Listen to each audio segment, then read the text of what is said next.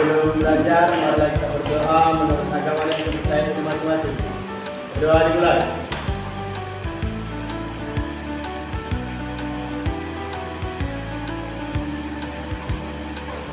Berdoa selesai. Kepada Bapak Guru beri salam. Assalamualaikum warahmatullahi wabarakatuh. Selamat pagi. Pagi. Siap semuanya? Silakan semuanya lihat ke depan. Kita menjelaskan sedikit mengenai keyakinan kelas ya. Nah, ada yang tahu apa itu keyakinan kelas? Saya ini yang tahu apa ya? Keyakinan ya. Oke, ada yang bisa belajar lagi? Kesepakatan. Oke, apa tadi? Keyakinan kelas? Kesepakatan. Siapa sama siapa? Kalian sama kalian juga bisa kan? Tujuan keyakinan kelas atau tujuan kita membuat kesepakatan kelas? Kita? Oke, untuk menciptakan budaya positif. Budaya positif apa? Budaya positif itu Pak. Apa? Namanya budaya apa? Budaya kebiasaan. Tapi kalau budaya positif itu adalah kebiasaan yang sifatnya adalah positif. Oke. Nah di sini kita akan membuat kesepakatan kelas atau keyakinan kelas, di mana nanti keyakinan yang kita buat ini kita jalankan sama-sama. Kita menciptakan lingkungan yang positif. Nah, jadi tugas kalian di sini adalah membuat sebuah kalimat positif, ya, membuat kalimat positif. Contohnya misalkan tanggung jawab. Singkat saja. Nah, dalam keyakinan kelas ini tidak boleh ada kata negatifnya. Oke, silakan kalian tuliskan di sini. Ya, Bapak melakukan ini. Nanti setelah siap menuliskan, kalian tempelkan di rumah. Bisa ya?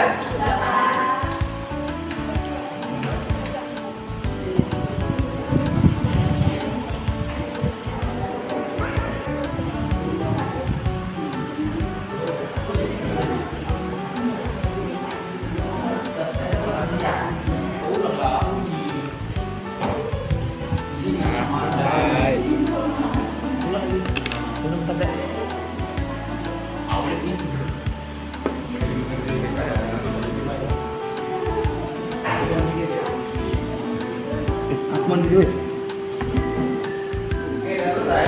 Silakan. Selesai semua ya? Buat eksamen.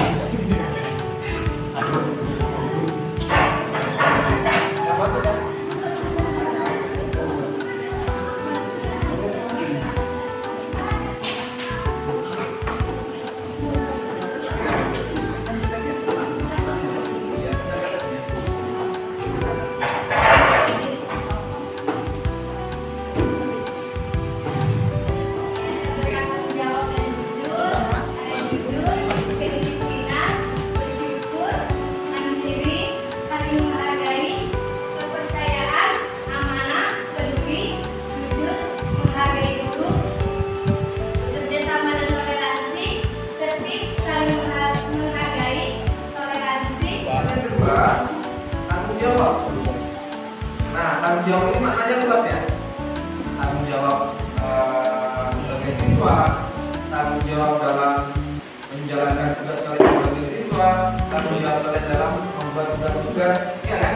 Nah, jadi maknanya luas di sini. Nah, kalau kalian pahami dengan baik-baik, tanggung jawab ini maknanya apa? Nah, kemudian yang ketiga, apa yang ketiga? Disiplin. Nah, kita mau kali ini disiplin dalam hal apa? Waktu, ya jelas ya. Kalau disiplin itu pasti hubungannya sama waktu.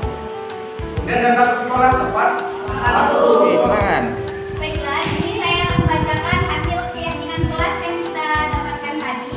Yang pertama, kami siswa-siswi kelas 12-5 akan menjaga toleransi antar sesama. Yang kedua, kami siswa-siswi kelas 12-5 akan selalu bertanggung jawab. Yang ketiga, kami siswa-siswi kelas 12-5 akan selalu bersikap disiplin. Yang keempat, kami siswa-siswi kelas 12-5 akan selalu berkata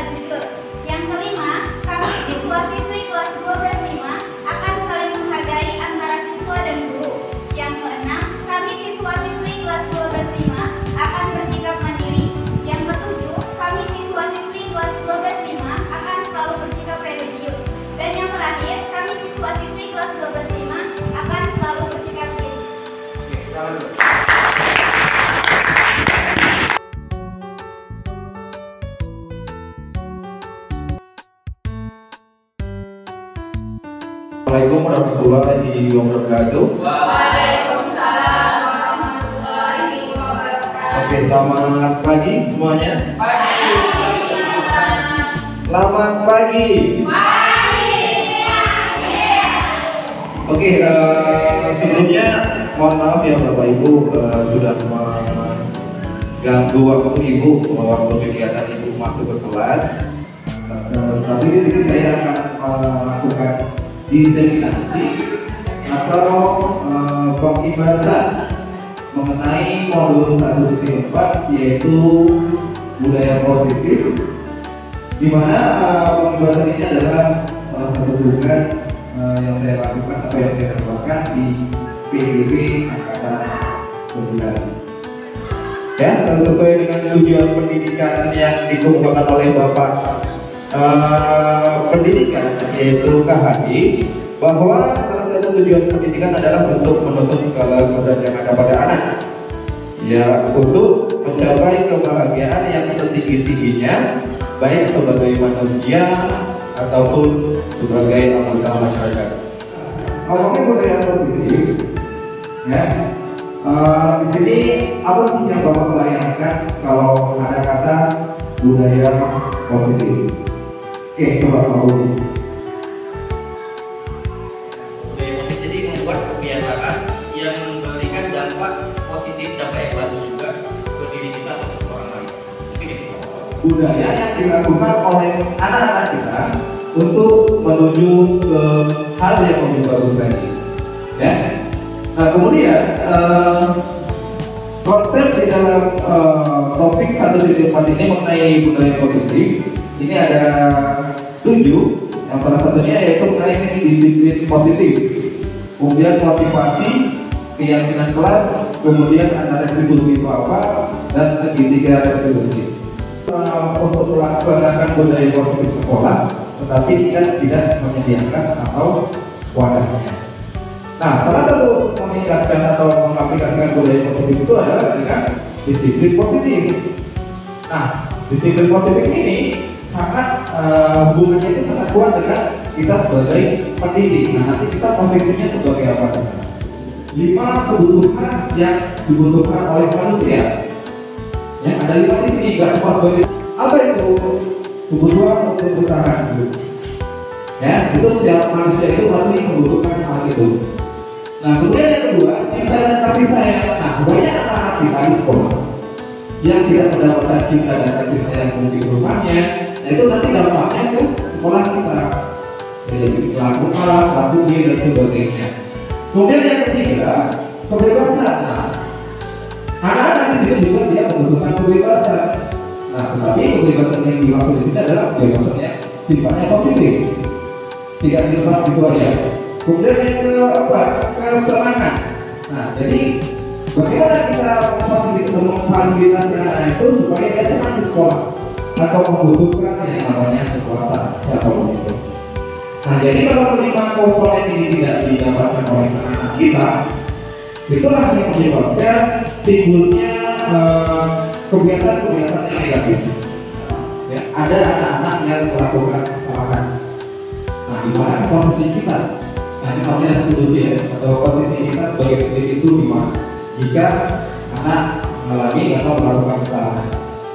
Nah, yang pertama itu dia sebagai penghukum Bapak Ibu. Ya, jadi kalau penghukum itu, ya udah anak-anak salah langsung dihukum. Kemudian yang kedua, membuat tugas salah. Nah, jadi kita mengucapkan sebuah kata-kata yang nantinya bisa membawa anak kepada masalah. Di manakah posisi Bapak Ibu dalam menghadapi masalah yang dihadapi oleh anak? Saya bantu kita. Oke, silakan Ibu. Menurut saya, guru itu, kalau saya lebih suka sebagai pendidik, karena saya lebih suka anak itu kalau melakukan kesalahannya apa, ada tindakan dan mereka itu dengan solusinya bagaimana mereka menyelesaikan masalah mereka. Misal mereka mau masuk, saya tanya kenapa kalau masuk, karena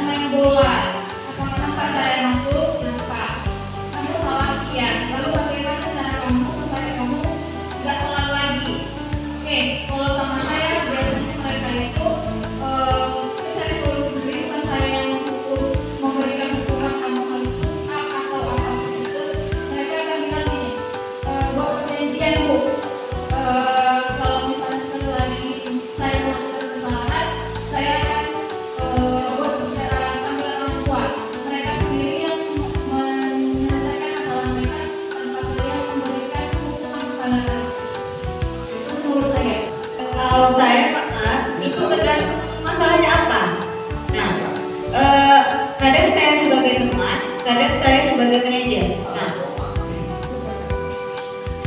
kalau sebagai teman itu contohnya ada di kelas 22, ada anak itu dia tidak mengerjakan soal misalnya. Nah, dia terkendala, dia daya tangkap anak itu katakanlah dia memang tipe anak yang kurang dalam menangkap informasi gitu kan. Nah, itu saya kasih tahu yang saya tunggu itu apa, yang dikerjain apa. Nah, jadi saya bimbing. Nah, kamu masalahnya di mana? Misalnya kan, saya tadi nangkapnya seperti ini Bu. Kalau yang untuk manajer itu hampir-hampir sama dengan Bu Ida tadi. Ada anak yang berbuat masalah, misal dia ada anak saya itu 2 orang laki-laki, dia sering bermasalah dengan Bu WK. Nah, itu saya tanya lagi, solusi kamu gimana nanti? Saya jelaskan kamu harus kayak gini nggak? Dia sendiri dari yang mencari solusi. Itu sebenarnya balik lagi ke kita ya, tapi nanti di sini kita akan membahas juga bagaimana sih kita yang semestinya dalam menghadapi anak itu. Nah itu yang disebut juga dengan segitiga restitusi. Nah tapi sebelum masuk ke sana, di sini ada sedikit juga bab mengenai keyakinan kelas. Kelas itu yaitu kelas yang dibuat peserta didik dengan warga untuk menyepakati apa-apa aja yang boleh dilakukan ataupun yang tidak boleh dilakukan di dalam Keyakinan kelas ini adalah memang salah satunya adalah untuk membudayakan sikap positif yang ada di sekolah. Tetapi di sini keyakinan kelas itu lebih fokus ke nilai-nilai kebajikan yang di dalamnya, ya. Dimana dalam keyakinan kelas ini, ya, itu lebih ke spesifik dia. Nah, coba kalau saya mau nanya, keyakinan kelas dan peraturan kelas itu adalah hal yang sama, betul atau salah? Salah. Kenapa salah? Ada yang bisa menjelaskan? Menurut saya ini salah. Kenapa salah? Karena sesuatu keyakinan itu kan bisa dipaksakan. Kalau aturan, baik salah atau benar menurut kita, tapi tetap harus dilaksanakan.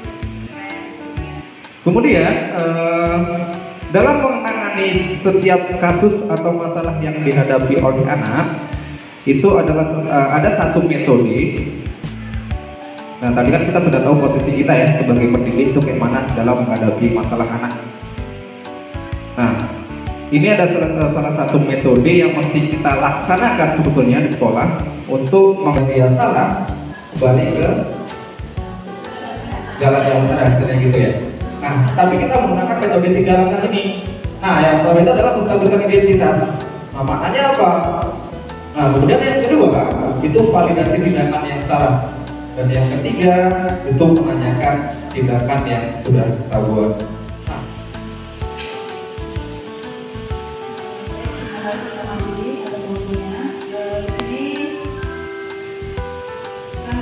Saya sendiri ya bisa melihat bahwasanya apa yang telah saya lakukan selama ini ternyata belum sesuai dengan apa yang diharapkan pada ini gitu ya. Contoh sebagai pelajar, terkadang saya masih memposisikan diri saya ini sebagai sebagai manajer. Tapi sudah saya laksanakan sebagai teman.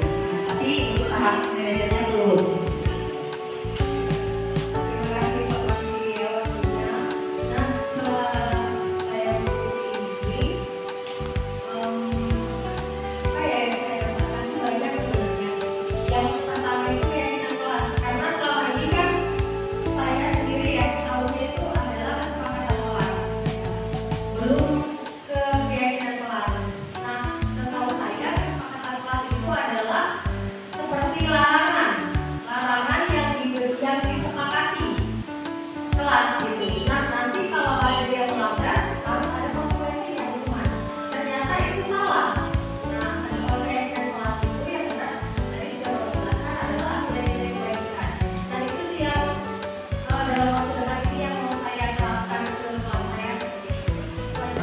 mengenai budaya positif. Nah, mudah-mudahan apa yang saya sampaikan ini memiliki manfaat, kemudian bisa kita laksanakan di sekolah kita, minimal di kelas kita lah dulu. Ya, kita aplikasikan di kelas kita. Nah, mudah-mudahan kedepannya bisa menjadikan siswa-siswi kita lebih baik lagi ke depannya. Ya, mohon maaf atas segala kesalahan dalam penyampaian, kemudian kata yang tidak sesuai dengan hati Bapak Ibu. Mohon maaf, saya tutup dengan Assalamualaikum warahmatullahi wabarakatuh.